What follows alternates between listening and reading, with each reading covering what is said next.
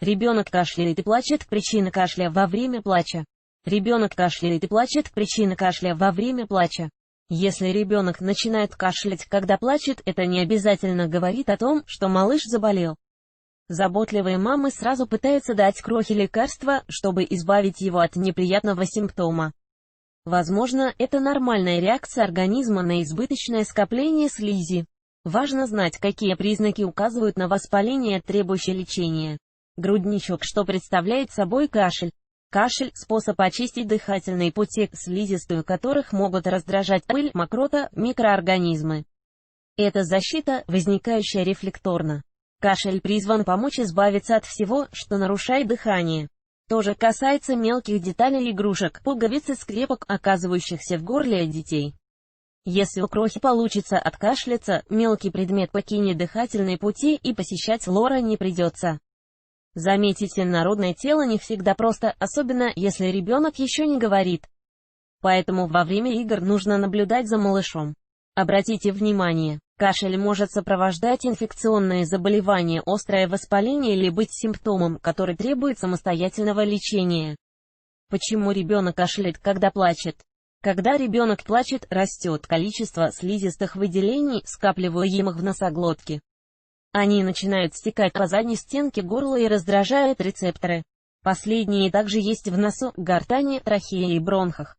В результате начинается кашель. С помощью безусловного рефлекса организм пытается избавиться от избытка слизи, мешающей прохождению воздуха.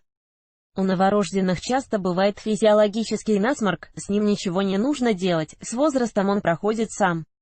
При плаче слизи становится еще больше, и ребенок может закашляться. Малыш плачет. У некоторых малышей сильный плач приводит к рвоте. Избыток слез и слизи действует на мягкое небо, раздражая его. Если мышцы слабые, у малыша возникают рвотные позывы. Тогда важно быть рядом с младенцем, наклонить его голову вперед. Если ребенка вырвет, есть риск, что он захлебнется рвотными массами. Как только малыш успокоится, перестанет рыдать, его нужно умыть прохладной водой.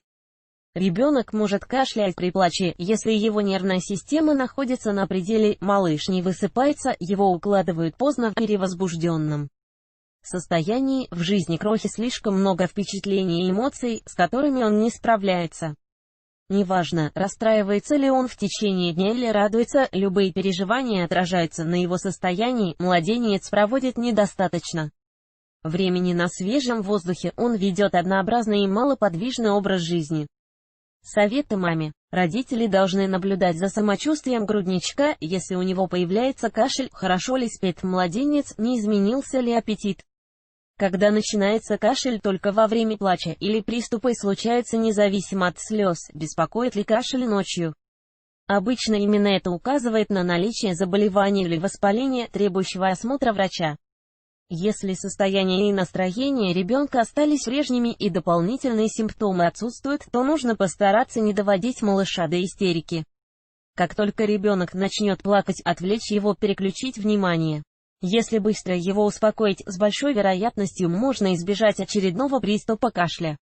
Чтобы исключить перевозбуждение младенца, снизить риск того, что он будет закашливаться при плаче, нужно позаботиться о его режиме.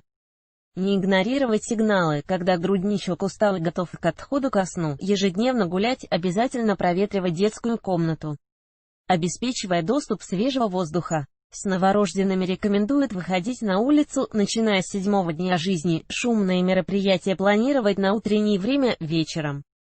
Отдавать предпочтение спокойным занятиям. Дети до года наиболее восприимчивы к настроению родителей. Если мама расстроена или раздражительна, малыш это чувствует и начинает переживать, копируя ее эмоции. Важно позаботиться о благоприятном климате в семье. Счастливая семья. Опасно ли, если грудничок кашляет? Если новорожденный покашливает во время плача, в этом обычно нет ничего страшного. Главное, чтобы у ребенка не поднималась температура и его поведение не изменялось. Обратите внимание, не стоит бояться кашля, ведь он носит и оздоровительную функцию, помогая восстановить дыхание. Он избавляет от мокроты, скопление которой, сочетающееся с нахождением в душном помещении, способно спровоцировать бронхит и воспаление легких. В первую очередь у новорожденного нужно исключить наличие заболевания. Даже если ребенок питается грудным молоком, укрепляющим его иммунитет, есть риск заражения вирусной инфекцией. Поэтому проконсультироваться с педиатром никогда не будет лишним. Если ребенок плачет при кашле, скорее всего ему больно.